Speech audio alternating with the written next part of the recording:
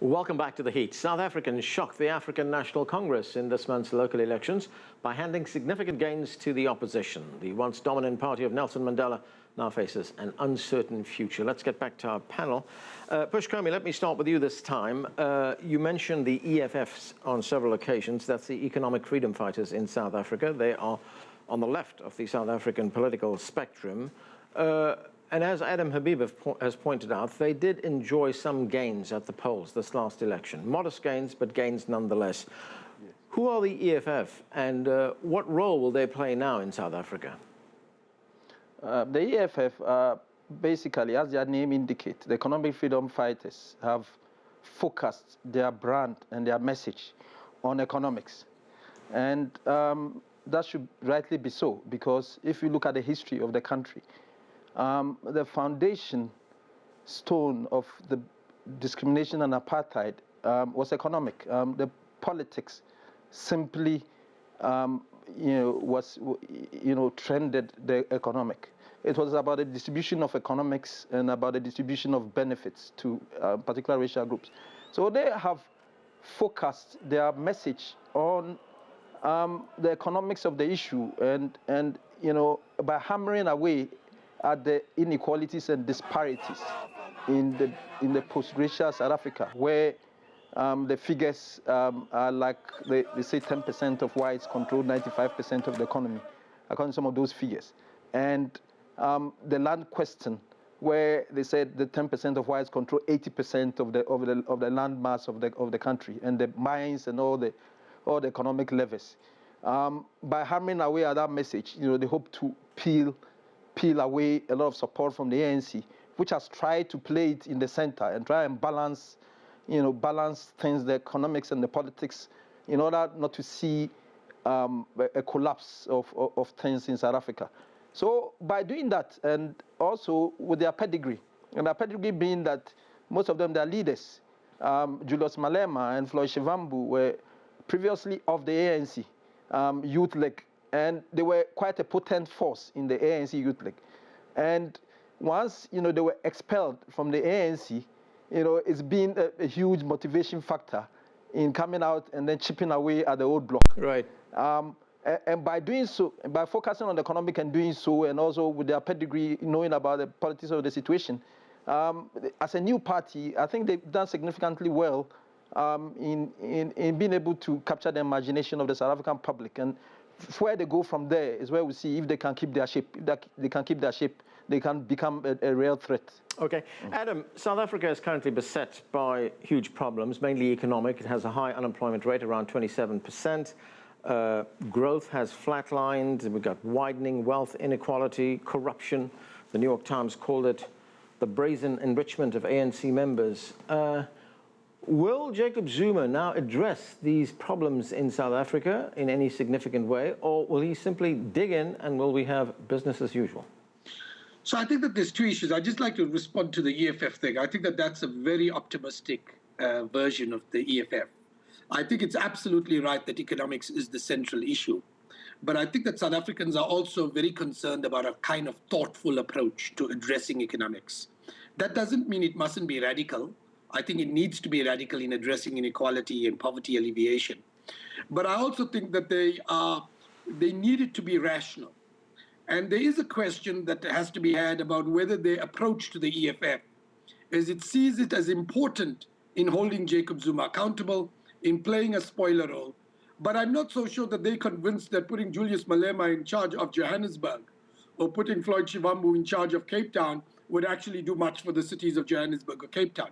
I think they see and imagine them as important to keep the ANC on their toes, but they don't see them as appropriate builders of the South African economy or the South African society itself. And I think there are question marks about their own role. Remember, Julius Malema was behind the rise of Jacob Zuma himself. And so I think those questions still linger in the voters' mind, which is why it's a jump from 6 to 8% and not a jump from 6 to 15%. And I think that that's worth bearing in mind in any analysis of the EFF. The question you ask is, will Jacob Zuma dig in his heels? I suspect he really might want to dig in his heels. He's not the kind of president who'll simply say, I'll fold up the voters have delivered a massive indictment against me, and I'm now prepared to actually go on into the sunset. He's likely to say, no, I don't accept this. I'm going to take action against all of the modernist wings in the ANC and blame others for this electoral result than himself. And I think that that's what is likely to happen.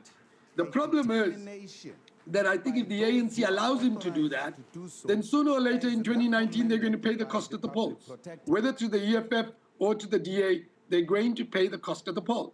So for the sake of the ANC, the modernist wing in the ANC needs to start taking on Jacob Zuma and not letting him determine the politics within the ANC and within the country as a whole. And so that's where I think that a battle is looming, a true political battle within the heart of the ANC for the very soul of the ANC itself. Pusch, what is your view on this? Will we see the ANC embark on some major exercise in retooling its policies, getting rid of this image that it is the party of entitlement? Will it become more accountable, or will we see Jacob Zuma dig in and continue as usual? The professor is right in many ways, but what politicians really understand is votes, and once they've suffered such a decline, and it's been a consistent decline. In the last national elections, they had almost 63% of the votes. They've dropped to almost 54. It's an erosion, and an erosion of their reputation. They're suffering a reputational damage under Jacob Zuma. But as the professor rightly pointed out, Jacob Zuma is not the kind of man who simply wants to fold. You will tinker here and there, and then they will do an analysis and perhaps try and see where things can be corrected. But he's going to dig into his heels. But then what is then going to happen is that the taint will remain. It's not simply just going to go away. And unless they do something really dramatic, they will continue to suffer a decline. And also what I want to mention is that Professor Habib is right in that a lot of the support in this particular, the loss of support mostly came about as a result of most of the ANC's voters staying at home.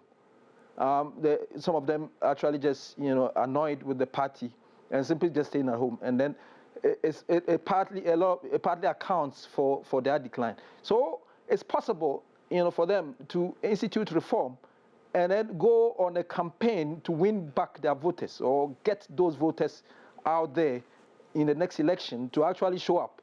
The ANC have shown a capacity to reinvent itself many times, but the difference here, is that with the coming of Jacob Zuma into power, that loss of support and erosion has been constant, and it keeps declining and declining. Yes, I believe that they will try something, but if you look at this current election, and they said they spent about 1 billion to the DA's 350 million, the return on investment is not good.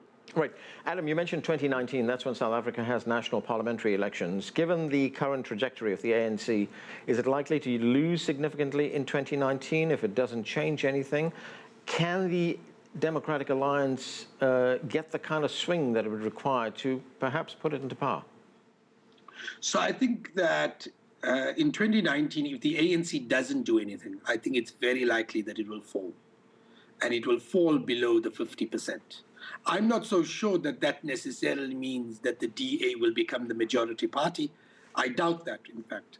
What I think will happen is that the ANC falls below 50%, but will still remain the largest party. And if that were the case, then what you are likely to see is a situation where essentially the ANC is vulnerable because all of the opposition parties can bandy together and actually vote out either policies or pass a motion of no confidence in the president of the ANC and in the president of the country as a whole. That's what makes them vulnerable in 2019.